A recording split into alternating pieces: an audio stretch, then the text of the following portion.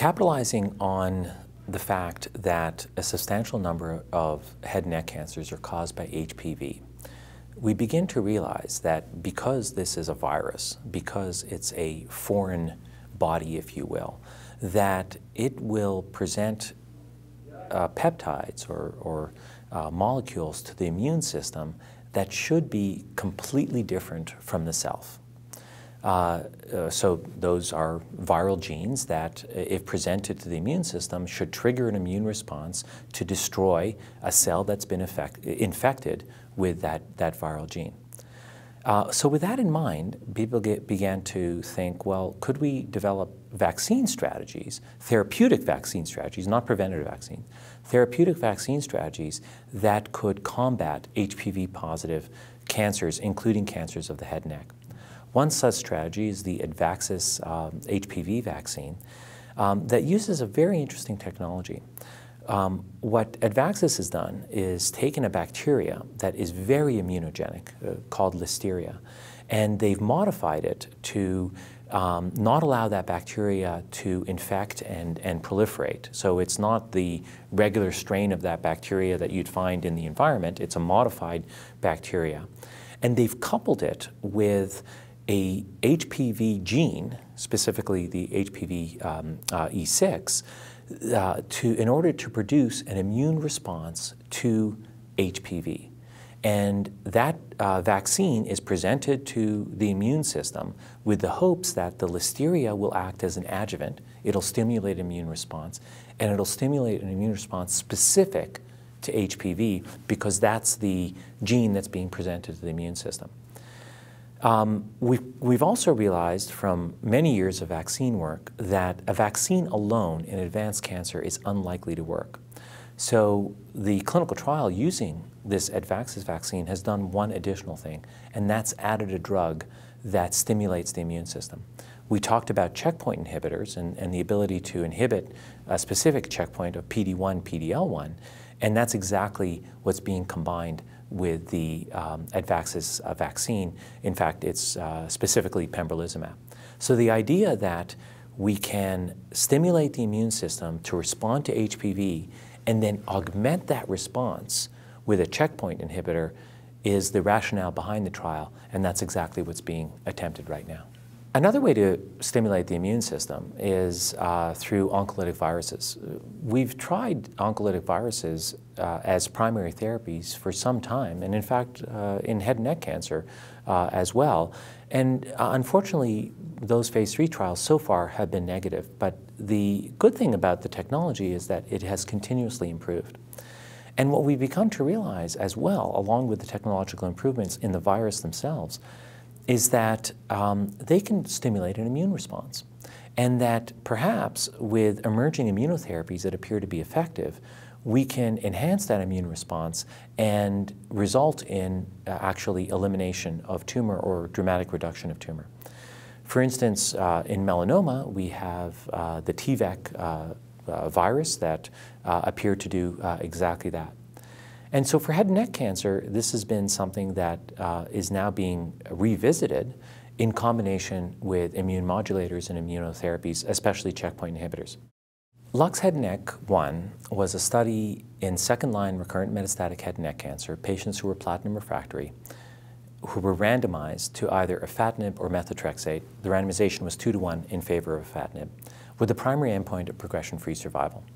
In fact, the study met its primary endpoint, progression-free survival hazard ratio of 0.8, which was statistically significantly different.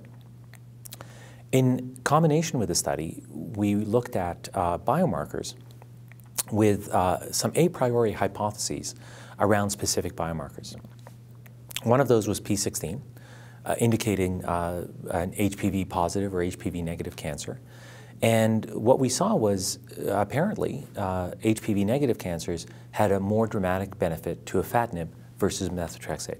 In fact, almost exclusively the responses we saw were in P16 negative or HPV negative cancers. Moreover, we looked at EGFR amplification, and again, tumors that were EGFR amplified appeared to benefit from afatinib versus methotrexate. And then we looked at two biomarkers that could be indicative of an intact or a constitutionally activated PI3 kinase pathway. Let's talk about those in a little bit of detail. First, PTEN. PTEN is a tumor suppressor gene that essentially turns off PI3 kinase signaling. And we've known for a long time that a substantial number of head and neck cancers, anywhere from a third to a half, actually eliminate or downregulate PTEN. And when PTEN is downregulated, the PI3 kinase pathway activates. Along with that, another biomarker, HER3, can associate with other members of its family, specifically EGFR and HER2, and preferentially activate the PI3 kinase pathway. And again, when we look at head and neck cancers, a large number of them, a substantial number of head and neck cancers, will upregulate HER3 signaling. It's a little bit tricky because actually upregulated HER3 signaling is indicated by lower expression of HER3. And if you think about the biology, the pathway is activated by the ligand called neuregulin, and when neuregulin expression is very high, HER3 levels actually, in a compensatory way, go down.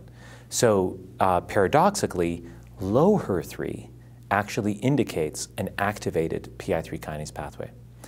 And that's exactly what we looked at in Lux Head Neck 1. We looked at PTEN expression and HER3 expression. And what we saw is essentially what we hypothesized. Patients who had high PTEN or who had low HER3 were the ones that seemed to benefit from afatinib versus methotrexate. In other words, patients who had biomarkers that indicated that the PI3 kinase pathway was not constitutionally activated, was an intact, normal pathway, were patients who could benefit from afatinib. Although this is still a hypothesis that needs to be tested, what we've come to realize, with some fairly strong data, that we can actually begin to select patients for EGFR inhibitors, at least for afatinib. And those patients appear to be ones that are HPV negative, EGFR amplified, or high gene copy number, and who have an intact PI3 kinase pathway that isn't constitutionally activated by mutations or alterations. And hopefully we can actually do this and test it prospectively in a way that finally validates these observations. Another emerging therapy for squamous cell carcinoma of the head and neck is a drug called Palbociclib. It's a multi-kinase inhibitor, but its primary targets are CDK4 and 6. Interestingly, we know that there's a dysregulation of cyclins and cyclin-dependent kinases in head and neck. We know from TCGA that, for instance, cyclin D1 is amplified in about a third of patients with HPV-negative head and neck cancer. We also know that because of the way HPV infects a cell and expresses its genes, that HPV-positive cancers almost always have very high expression of P16. P16, of course, counteracts CDK4 and 6. It's a CDK inhibitor.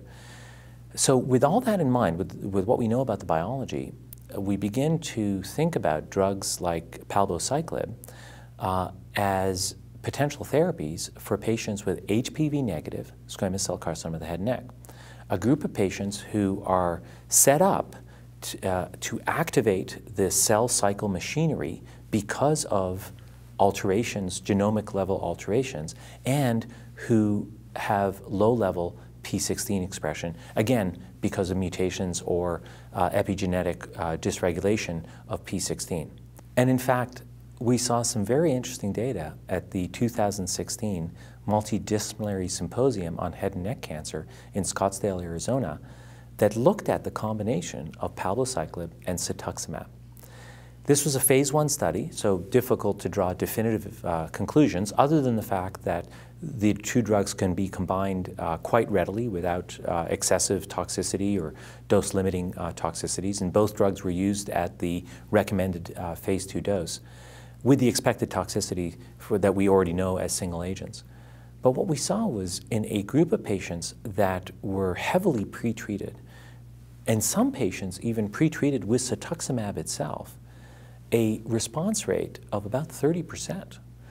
even in patients who had been treated with either cetuximab or cisplatin, with even a complete responder in the cohort, suggesting that the combination of palbociclib and cetuximab may be profoundly active in patients with HPV-negative disease, a group of patients who we know unfortunately don't do very well. With those data in mind, a phase 3 trial has been initiated combining palbociclib with cetuximab versus cetuximab alone in patients with platinum-refractory second-line recurrent metastatic head and neck cancer. That trial actually does allow for a prior therapy with PD-1 or PD-L1 agents, and it's exclusive to HPV-negative patients. It's been so long since we've had really major advances in head and neck cancer. It's a really, really exciting time to be here. We have cetuximab for immunoradiotherapy. We have cetuximab together with chemo for palliative care. We now have the checkpoint inhibitors with their favorable toxicity profile and possibility of durable control, and a plethora of new immuno-oncologic agents that will hopefully further revolutionize our field. I can safely say that there's a lot of excitement for head and neck cancer right now and for the future. That excitement stems from several areas of research and discovery that we've made really in the last few years. First of all, around molecular profiling, we've begun to understand these cancers a lot better. We've begun to understand the molecular differences between HPV positive and HPV negative disease and some of the targets that may be actionable in both HPV positive and HPV negative. We've begun to discover novel therapies for these patients, mostly around EGFR targeting, but other targets that can be relevant in patients with head and neck cancer, both HPV positive and HPV negative. And most recently, we began to realize that immune therapy can be quite active in head and neck squamous cell carcinoma. Right now, we have some preliminary data around a drug called pembrolizumab, a PD-1 blocker, that appears to produce about a 20 to even 25% single-agent response rate, much better than we've seen with any other single agent in this disease.